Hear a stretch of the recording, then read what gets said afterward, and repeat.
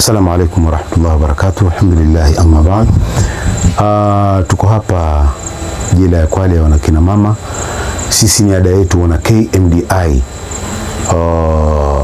kufurahika pamoja na Waislamu wote Kwale nchini, ulimwengu mzima. Leo ni siku ya Idi na ni kawaida yetu kuja hapa kwa kina mama kuwaletea chochote na wao washerekee, kwa sababu wao wenyewe ni wapishi wazuri na wako hapa wenyewe. Kwa hivyo tumewaletea vitu hivi, na tuna wenzetu ambao kwamba tunawaambia lete hiki, tunashirikiana nao.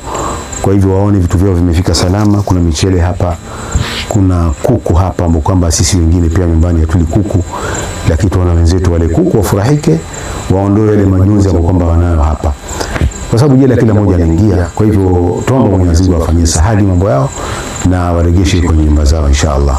Assalamu alaykum wa rahmatullahi wa barakatuh.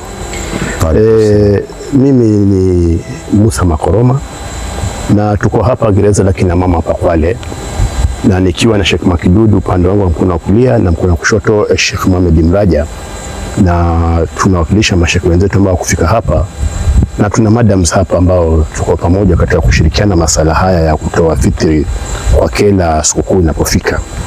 Na ukula mambo ni kwamba sisi lengo na madhumuni ni kwamba ni kuwafanya nao wajisikie kwamba humu duniani wamo, na nao pia lazima tushirikiane kwamba hao nao paka wale vizuri. Kwa hivyo tumeleta chakula hapa, na kuna ndugu zetu Waislamu wamechenga michango yao, na pia tunaombea Mwenyezi Mungu riziki zao azikuwe tena zaidi na zaidi, ili angalau kesho tukiomba iwe itakuwa tutapata zaidi. Amin. Na hizi vyakula ni vyakula standard kiasi kwamba mtu akila anajisikia kwamba humu duniani kweli yumo, kwa sababu nadra kupata vyakula kama hivi ukiwa ndani ya gereza. Kwa hivyo tunashukuru alhamdulillah, na Mwenyezi Mungu atuzidishe, na inshallah haitakuwa mwisho, ndio mwanzo huu wa kuja hapa gerezani. Na kila wakati sisi lazima tukiitisha msaada tusaidie. Kwa hiyo machache, assalamu alaykum. Assalamu alaykum wa rahmatullahi wa barakatuh.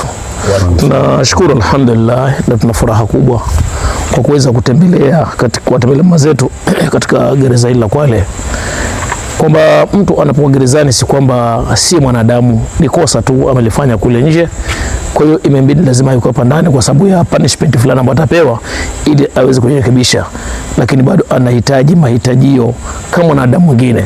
Kwa tumekuja kuwatembelea kwa sababu ni siku ya Idi, ili kuja kuwaletea zawadi na wajihisi kwamba hata kama wako ndani, lakini bado wajihisi kwamba wana furaha na Waislamu wenzao. Assalamu alaykum.